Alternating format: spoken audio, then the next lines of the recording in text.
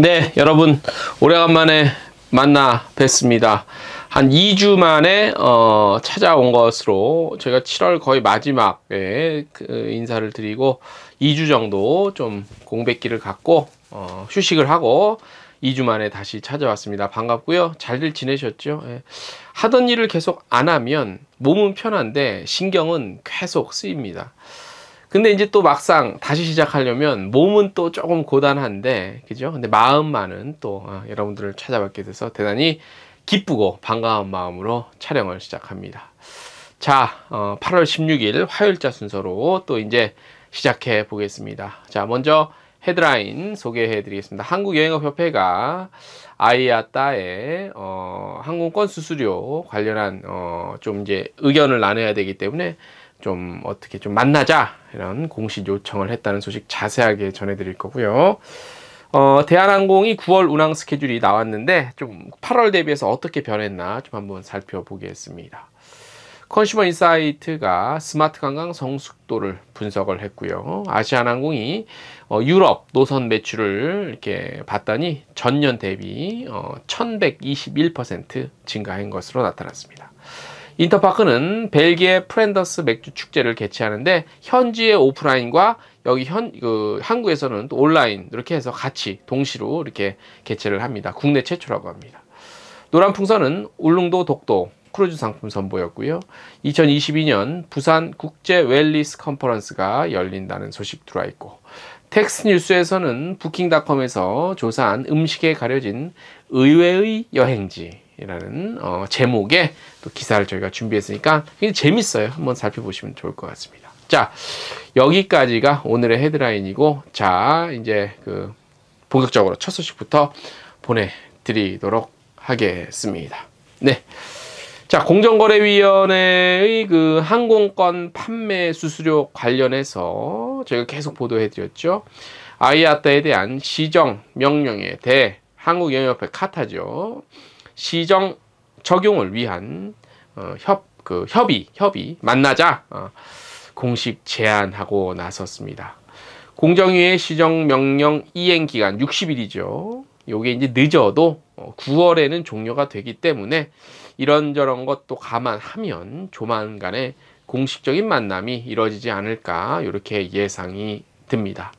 카타는 지난 11일 이 같은 내용을 골자로 하는 BSP 위원회를 열고 아이아따의 APJC, 지금 여러분들 표 나가죠.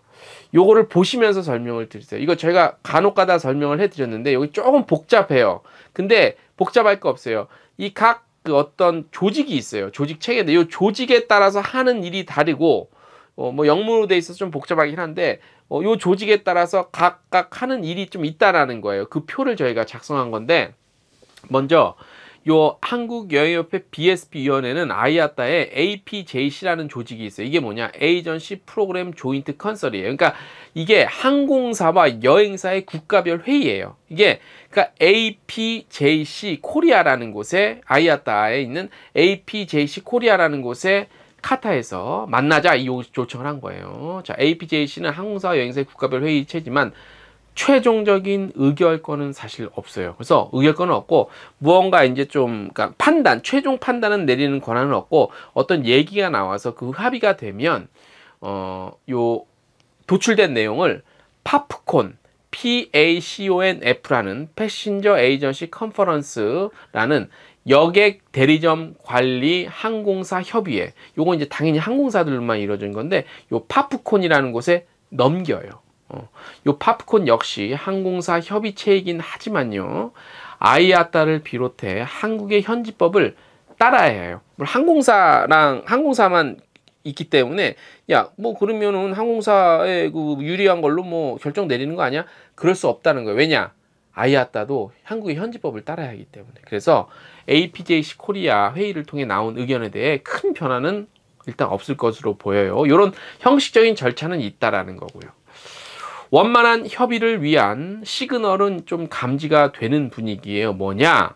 아이아따는 공정위가 시정 권고한 불공정 약관 조항 2개 중에 하나가 있는데, 여기 하나가 뭐냐면 의사 표시의 의제라는 제목의 그 약관 조항 중에 하나예요. 뭐냐면 다시 의사 표지의 의제 요거 관련해서 대리점 관리 규정의 개정이나 변경 시마다 그 내용을 BSP 링크에 공지하고 이를 피드백할 수 있는 채널을 추가로 시행하여 시정 권고를 스스로 이행한 것으로 일단은 확인이 됐어요. 그러니까 쉽게 말하면 아이아따에서도 그냥 마음대로의 배째 이게 아니라 공정위 명령에 대해 그 다음 단계로 가기 위한 어떤 하나의 액션을 취했다는 거지. 요게 확인이 된 거예요.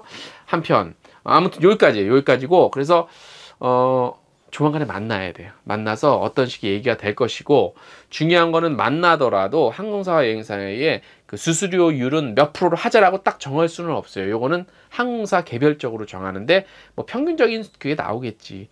이걸 한 번에 같이 정해버리면 여기 또 카르텔이 형성이 되고 카르텔이라고 인정이 되거든. 그래서 그러면 안 되기 때문에 각 항공사마다 수수료는 좀 다르게 만약에 된다면 적용이 될 것 같고 근데 아마 비슷한 수준에서 아마 왔다 갔다 할 거예요. 자, 여기 그렇다는 내용을 제가 전해드리고 어렵지 않았죠? 네. 표를 보시면서 이해하면 좀 편할 거예요. 한편 카타는 아이아따 대리점 관리 체계를 활용하여 항공교통 이용자의 개인 카드 정보 보안 수준의 심화를 위한 그러니까 이게 뭔 얘기냐? 우리 비행기를 타는 이용자들 있지 고객들의 개인 카드 정보 보안의 수준을 좀 강화하기 위한 이게 또 이 사업이 있어요. 이게 뭐냐면 디지털 보안 시스템 구축 지원 사업이에요. 요거를 카타에서 수행 중에 있고요. 올해 전반기에만 53개 아이아따 PCI DSS 이른바 카드 정보 보안 기준 인증을 지원했고 아이아따에 대한 협조와 지원을 지속하겠다고 한국여행협회는 밝혔습니다.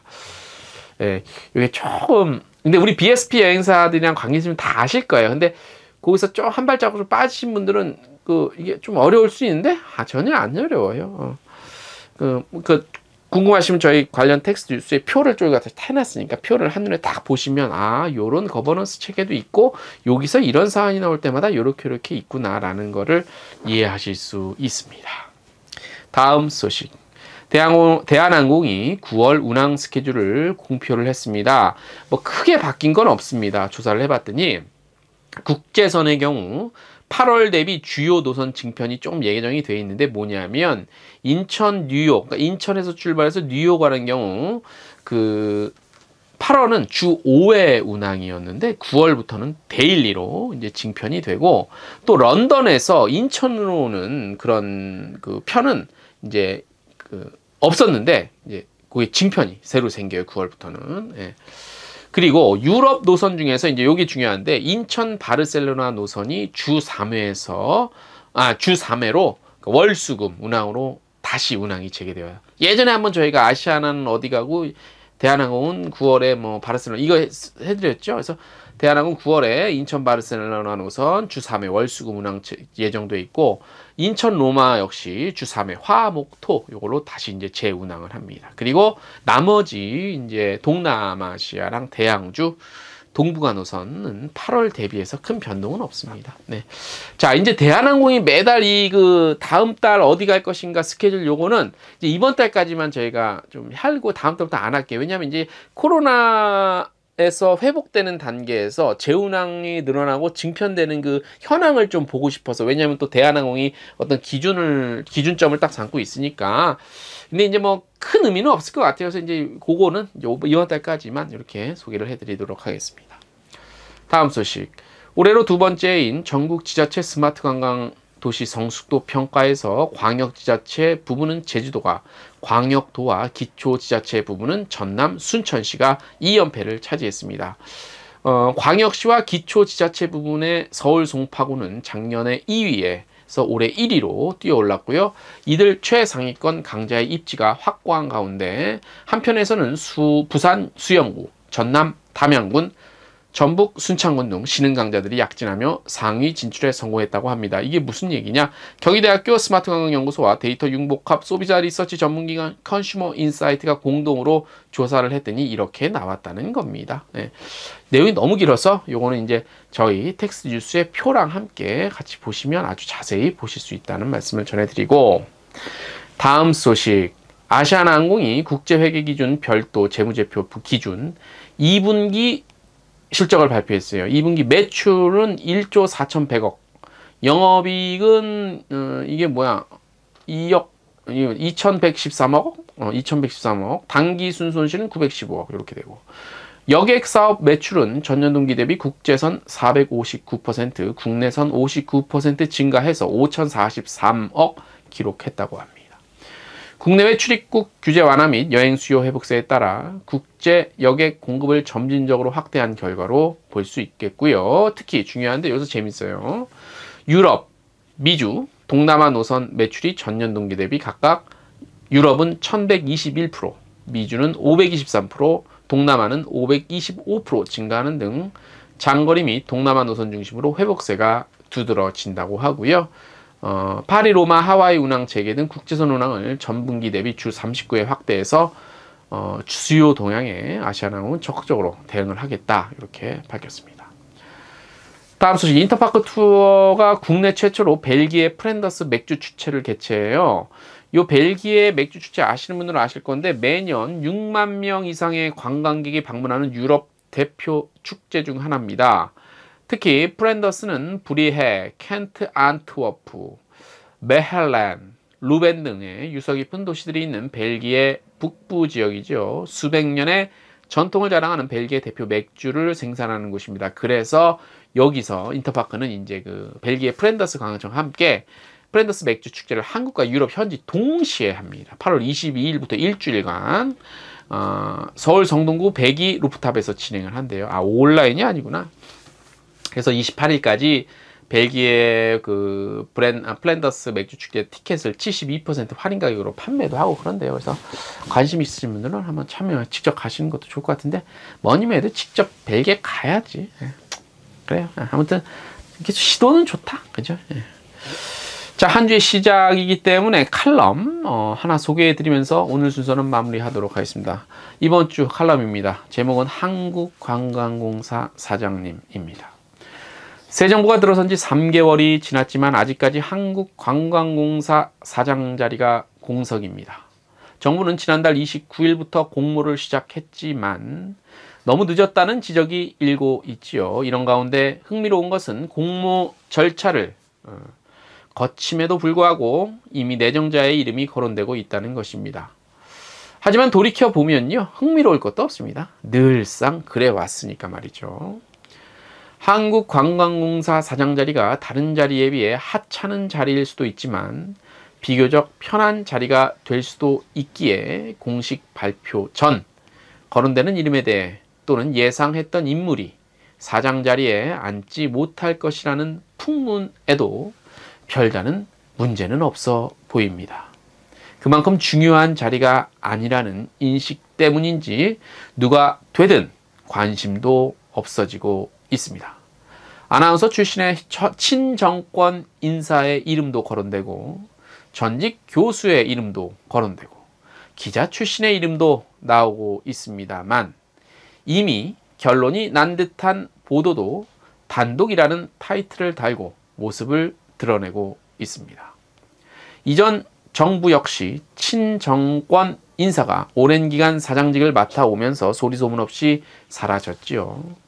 코로나 시국으로 임기의 대부분을 보낸 점을 감안하면 책임질 일도 공치사도 모두 의미 없는 시간이었다고 할 수 있습니다.